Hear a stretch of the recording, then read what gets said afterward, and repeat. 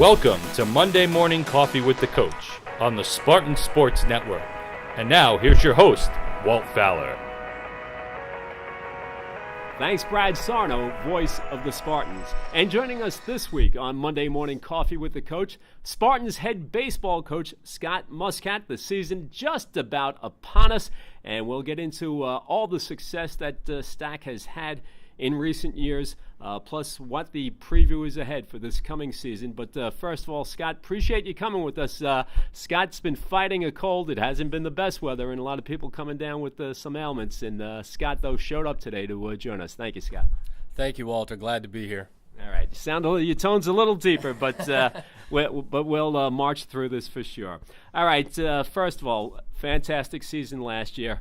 39 wins, conference championship. Made it a long way to the East Coast Regionals. Just your thoughts bouncing off last year heading into this year. Well, it was an exciting season last year. We won the conference regular season, won the conference tournament, and everybody on that team and every person on the coaching staff, every coach on the coaching staff believed we were going to win that regional. So it was definitely a disappointing way to end.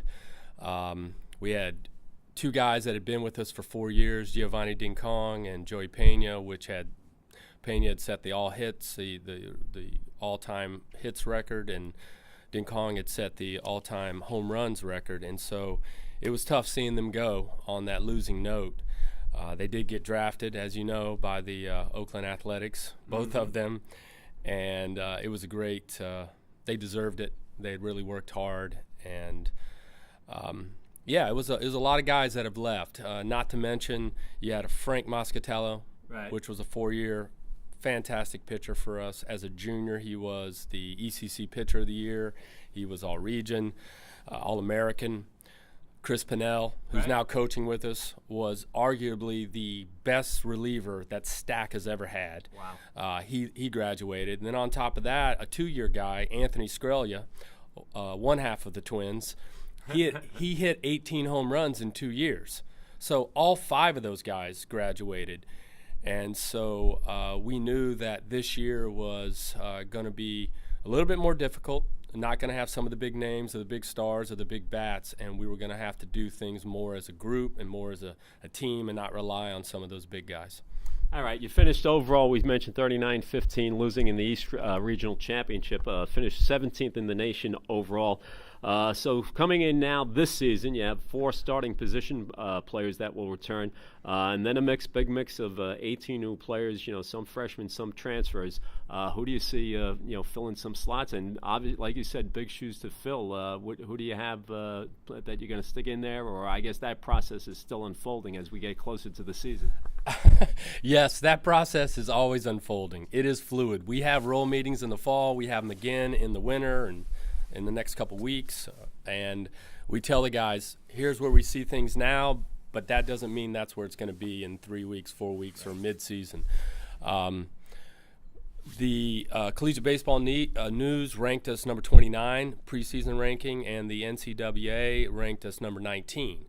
And with all the losses that we've had, you would think they wouldn't have even given us a preseason ranking. But there were a couple things that we did.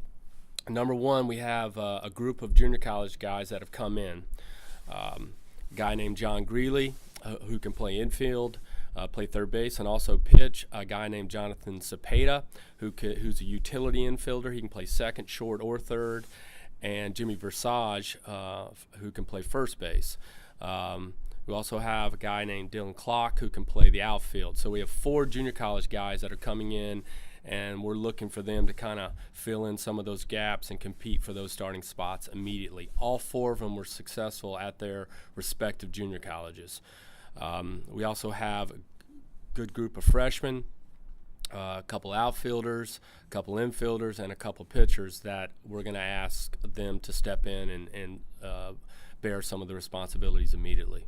Well, and you got some obvious respect being the preseason favorite in the East Coast Conference coaches poll.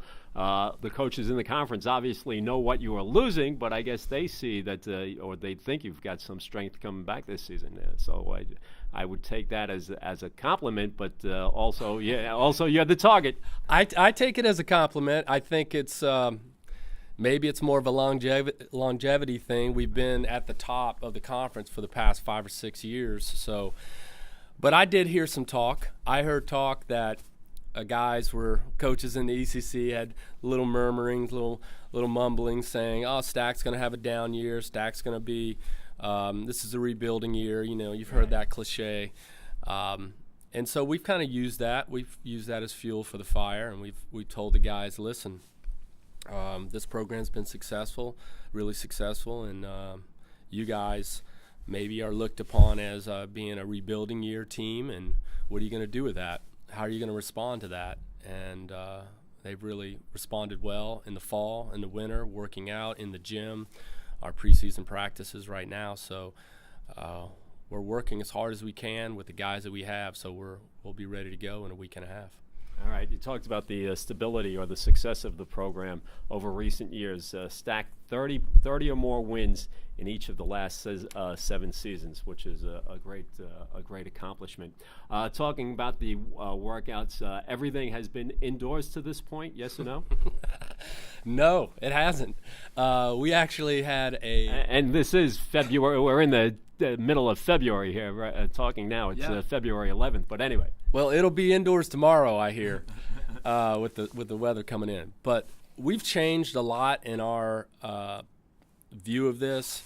We used to keep them indoors all the time, and we have decided that's not the best thing to do to prepare them. So we've started finding little windows of good days, good temperatures.